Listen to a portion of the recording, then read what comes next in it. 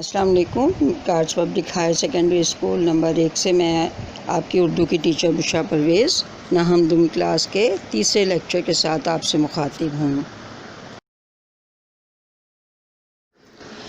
حمد کے شاعر مولوی محمد اسماعیل میٹھی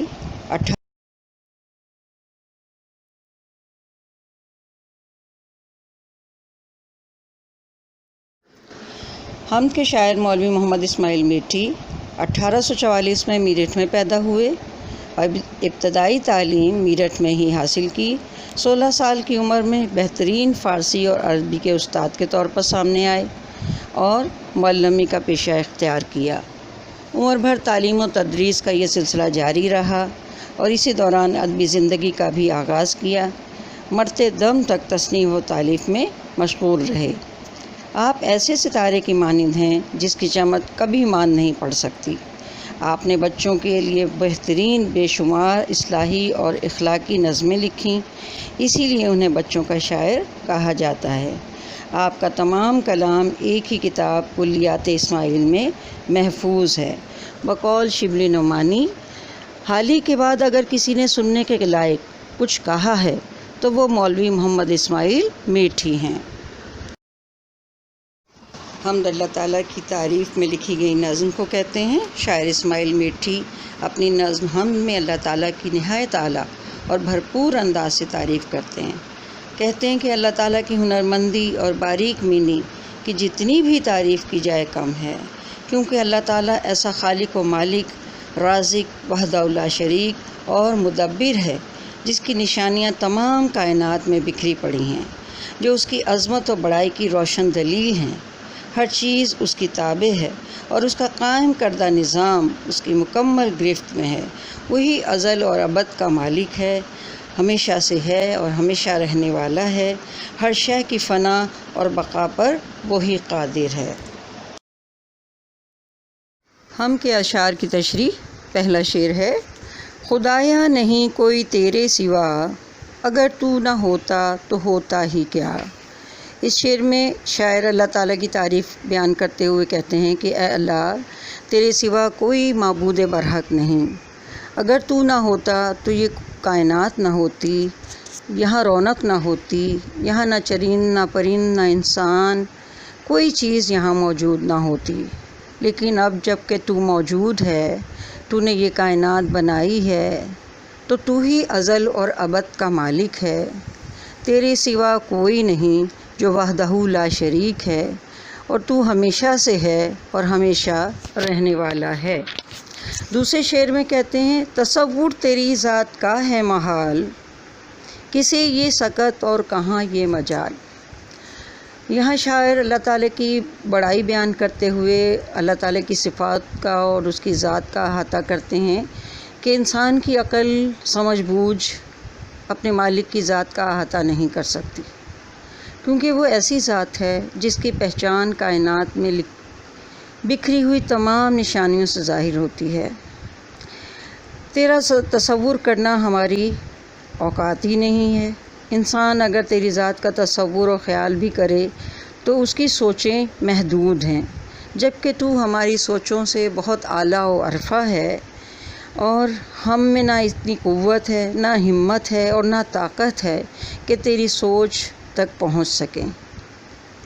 انسان جتنا بھی سوچے تیری نشانیوں کے بارے میں، تیری صفات کے بارے میں، اس کی عقل محدود ہے، اور اس کی محدود عقل اللہ تعالیٰ کی حکمت و ہنرمندی کی اعلیٰ صفات تک نہیں پہنچ سکتی۔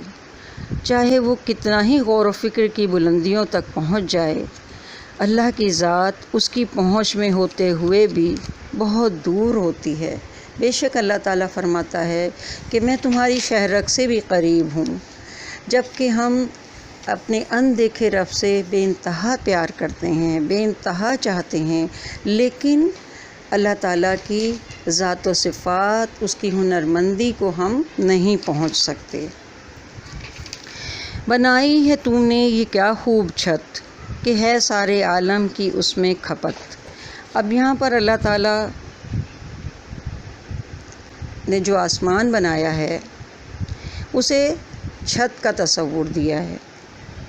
یعنی ایک ایسی چھت ہے جو بغیر کسی سہارے کے، بغیر کسی پلر کے ہمارے سروں پر تنی ہوئی ہے، اور صدیوں سے یہ چھت ہمارے سروں پر یوں ہی نظر آ رہی ہے۔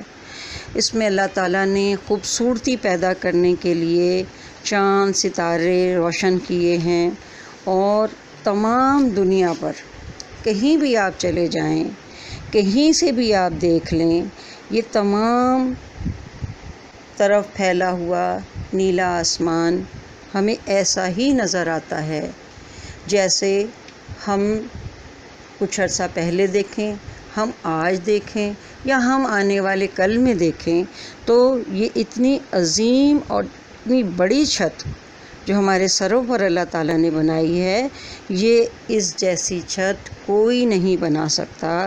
یعنی جو آسمان اللہ تعالیٰ نے بنایا ہے، آسمان کی جو تخلیق ہے، اس میں کوئی شک و شبہ نہیں کہ یہ اللہ تعالیٰ کی ہی ہنرمندی کی نشانی ہے۔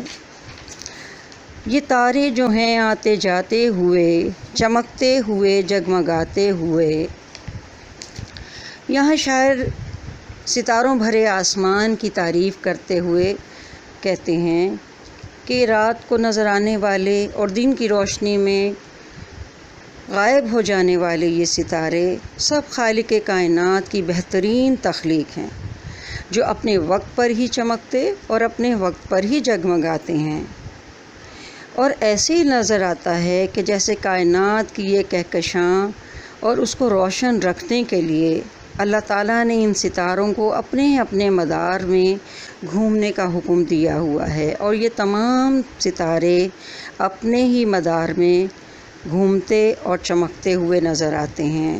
یہ سب ہمارے رب کے لازوال ہونے، اس کی عظمت و بڑائی کے مظہر ہیں۔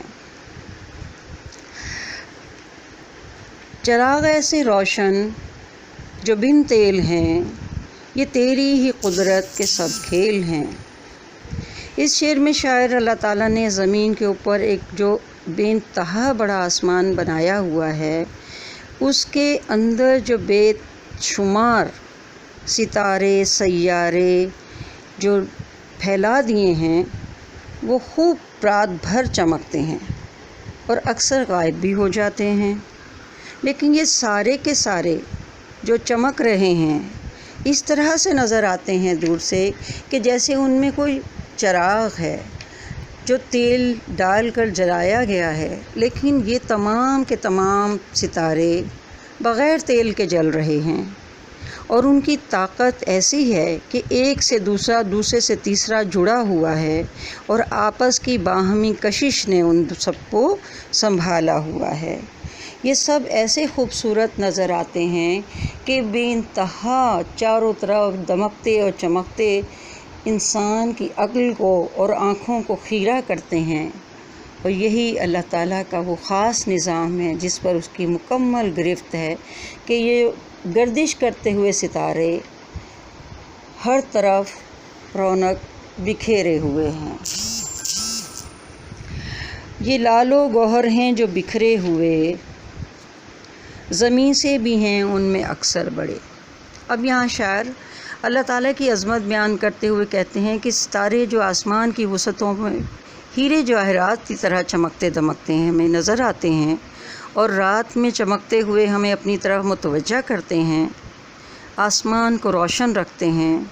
دیکھنے میں تو بظاہر بہت ہی چھوٹے چھوٹے نظر آتے ہیں، لیکن ان میں سے اکثر تو اتنے بڑے ہیں کہ ہماری زمین بھی ان کے سامنے بہت چھوٹی نظر آتی ہے۔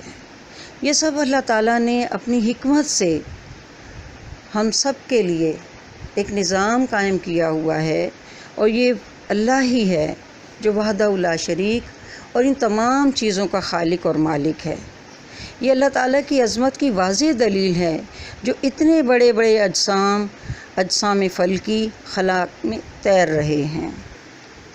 یہ قائم ہے تیری ہی تقدیر سے، بدے ہیں جو باہم سخت زنجیر سے۔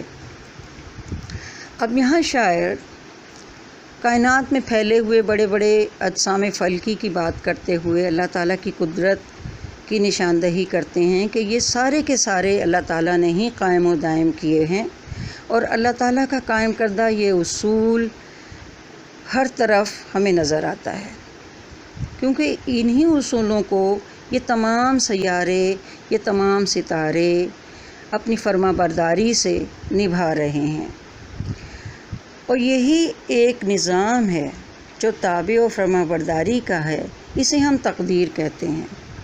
یہ ایسی تقدیر و تدبیر ہے جو ایک دوسرے کو باہمی جوڑے ہوئے ہے، اور اسی تعلق سے وہ تمام سیارے اپنے اپنے مدار میں گھوم رہے ہیں۔ وہ ایک دوسرے کے مدار میں بالکل خلل انداز نہیں ہوتا، بلکہ سب کو اللہ تعالیٰ نے ایک باندھی ہوئی زنجیر ہے جس میں جکڑ رکھا ہے، کیونکہ اللہ تعالیٰ کی قدرت نے اس کائنات کی ہر شے کو اپنے احاطے میں لیا ہوا ہے، اور وہی اس پر قدرت رکھتا ہے۔ وہ زنجیر کیا ہے کشش باہمی، نہ اس میں خلل ہو نہ بیشی کمی۔ اب یہ کشش ثقل جو ہے، جسے یہاں پر زنجیر شاعر نے کہا ہے، اس کی بات کرتے ہوئے شاعر کہتے ہیں کہ اللہ تعالیٰ کی عظیم قدرت جس زنجیر سے ستاروں، سیاروں اور تمام اجسام فلکی کو اللہ نے باندھ رکھا ہے، وہ اللہ ہی کی قائم کردہ تقدیر اور تدبیر ہے، جس کی کشش میں یہ سارے سیارے اور ستارے جڑے ہوئے ہیں، جن کی کشش سے یہ ایک دوسرے سے روشنی پا رہے ہیں۔ اس باہمی کشش کو سائنس کشش ثقل کا نام دیتی ہے، اور یہی کشش ان تمام اجسام کو اپنے اپنے مدار میں گھومنے کے لیے قائم و دائم رکھتی ہے، اور کوئی کسی کے مدار میں رکاوٹ نہیں بنتا، نہ ہی کوئی رکاوٹ یا خلل پیدا کرتا ہے، اور کسی ایک کی وجہ سے دوسرے کی رفتار میں کبھی کوئی کمی بیشی نہیں ہوتی، کیونکہ اللہ تعالیٰ نے یہ نظام قائم کیا ہوا ہے، اور یہ نظام ایک قانونی حیثیت رکھتا ہے، اسی لیے اس قانون کے سبھی تابع اور فرما بردار ہیں۔ یہ ہمارے لیے مثال ہے کہ ہم انسان بھی اللہ تعالیٰ کی باندھی ہوئی تقدیر سے جڑے ہوئے ہیں، لہٰذا ہمیں بھی اللہ کا تابع اور فرما بردار ہونا چاہیے۔ ہے ان سب کا آئین ایجاد ایک، ہنر ایک ہے اور استاد ایک۔ اب یہاں استاد اللہ تعالیٰ کو کہا گیا ہے۔ شاعر نے اللہ تعالیٰ کی قدرت بیان کرتے ہوئے کہا ہے کہ اللہ تعالیٰ نے جتنی بھی چیزیں اس کائنات میں بنائی ہیں، خصوصاً چاند، سورج، ستارے، جن کا سفر ایک دوسرے کے آگے پیچھے مقرر کیا ہوا ہے، یعنی سورج اپنے وقت پر نکلتا ہے اور ڈوبتا ہے، جس سے دن اور رات تخلیق ہوتے ہیں۔ اس کے علاوہ ہوا، بادل، چاند، ستارے، پہاڑ، دریا، یہ سب اللہ تعالیٰ کی ہنرمندی اور عظمت کی نشانیاں ہیں، اور ان تمام چیزوں پر اسی کو تکمیل قدرت، مکمل قدرت حاصل ہے۔ وہی اس سارے جہان کو چلانے اور مٹانے والا ہے، جس کی حکمرانی کو کبھی زوال نہیں۔ قرآن میں اللہ تعالیٰ نے سورہ یاسین میں فرمایا کہ سورج اور چاند کی ہم نے منزلیں طے کر رکھی ہیں، دونوں اپنے اپنے ٹھکانے کی طرف چلتے رہتے ہیں، اور یہ اللہ کی باندھی ہوئی مقرر کردہ حدود ہیں جن سے کوئی باہر نہیں نکل سکتا۔ اب یہ ساری باتیں جو شاعر نے ہمیں بتائی ہیں، اللہ تعالیٰ کی حمد بیان کرتے ہوئے، اللہ تعالیٰ کی تعریف بیان کرتے ہوئے، یہ ساری کی ساری اس کی حمد و ثنا کے لیے ناکافی ہیں، کیونکہ اللہ تعالیٰ کی حمد و ثنا ہم جتنی بھی کریں وہ بہت کم ہے۔ اللہ تعالیٰ کا ارشاد ہے کہ اگر کئی اور خدا ہوتے تو سارا نظام درہم برہم ہو جاتا۔ اس ارشاد سے ظاہر ہوتا ہے کہ اللہ تعالیٰ ہی وحدہ لا شریک خالق اور مالک ہے، جس کی مکمل گرفت اپنی ہر چیز پر ہے، جو ہر ظاہر و پوشیدہ چیز کو سنبھالے ہوئے ہے، اور وہی ہر چیز پر قادر اور ہر چیز کو فنا اور بقا عطا کرنے والا ہے۔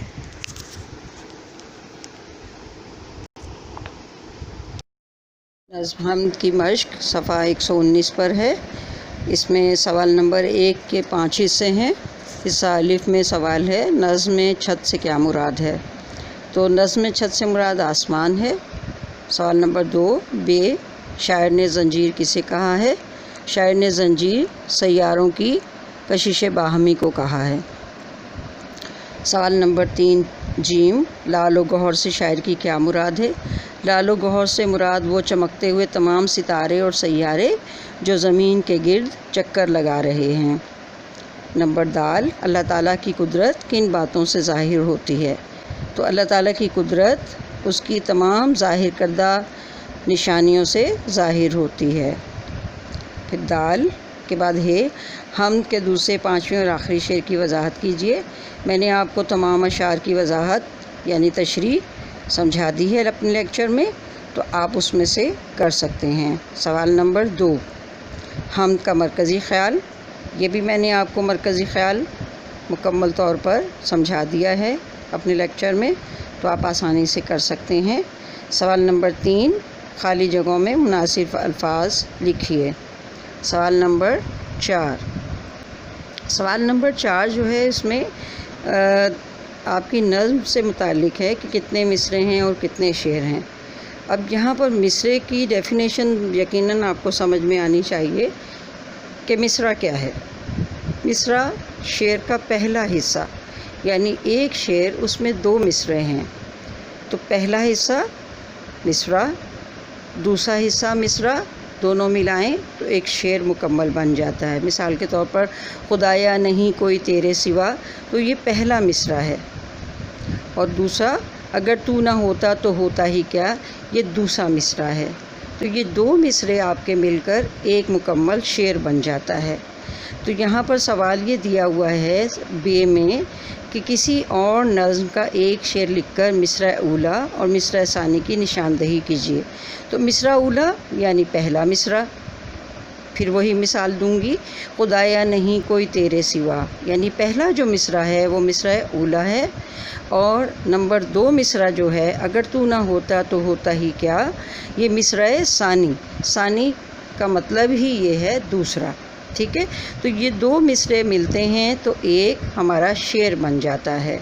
तो इस तरह से आपने ये अपनी शेर के मिसरे काउंट करने हैं कि हमारे कितने मिसरे हैं और हमारे इसमें शेर कितने बन रहे हैं। सवाल नंबर 4 का अलिफ और बे मैंने आपको समझाया है।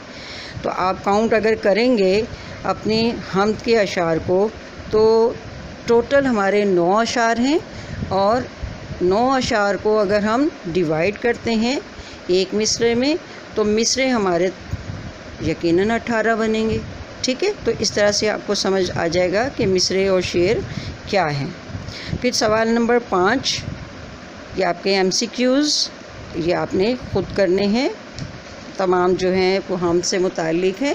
आप हमको बार बार पढ़िएगा तो आपको सारे फिलिंदा ब्लैंक्स और MCQs समझ में आ जाएंगे, ठीक है। शेरी इस्तिलाह, आज हमने नज़्म पढ़ी है, तो हिस्सा नज़्म में से नज़्म की तारीफ़ में आपको बताऊंगी। तसलसल पर मबनी अशार के ऐसे मजमूए को नज़्म कहते हैं जिसमें एक ही मरकज़ी ख़्याल होता है, उसके लिए किसी मौजू की क़ैद नहीं होती और ना ही उसके लिए कोई हैयत मुतय्यन की जाती है, यानी कोई बनावट उसकी मुतय्यन नहीं होती। अब आते हैं शेर की तरफ। लफ्ज़ शेर शऊर से लिया गया है, चुनाचा वो मौजू कलाम जो शायर अपने ख़यालात और जज्बात के इजहार के लिए मुनासिब अल्फाज सलीके और करीने से आरास्ता करता है कि पढ़ने और सुनने वाले के दिलो दिमाग पर अच्छा तासुर पैदा कर सके। शेर 2 मिसरों पर मुश्तमिल होता है, दोनों मिसरे मिलकर शेर का एक मुकम्मल मफ़हूम बनाते हैं। पहले मिसरे को मिसरा ऊला और दूसरे को मिसरा सानी कहते हैं। काफ़िया, कुछ हम आवाज़ अल्फाज अगर किसी शेर में रदीफ़ से पहले आएँ तो उन्हें काफ़िया कहते हैं, और जो अल्फाज काफ़ी के बाद आएँ रदीफ़ कहलाते हैं। जो मुसलसल किसी नज़्म या गज़ल में काफ़ी के बाद आते हैं। बाज़ औक़ात कोई शेर काफ़िए पर ही मुकम्मल हो जाता है। हम अल्फाज आवाज़ को काफ़िया इसलिए कहते हैं कि ये बनावट में एक दूसरे से मिलते जुलते साउंड में एक जैसे एक आवाज़ वाले होते हैं, यानी किताब, नकाब, हिजाब, सवाब वग़ैरह। شعری اصطلاح میں یہ وہ ہم آواز الفاظ ہوتے ہیں جو مطلب کہ دوسرے مصروں میں، دونوں مصروں میں اور پھر ہر شعر کے مصرع ثانی میں ردیف سے پہلے آتے ہیں۔ مثال کے طور پر، الٹی ہو گئیں سب تدبیریں، کچھ نہ دوا نے کام کیا، دیکھا اس بیماری دل نے آخر کام تمام کیا۔ یہاں پر کام اور تمام قافیہ ہے اور کیا ردیف ہے۔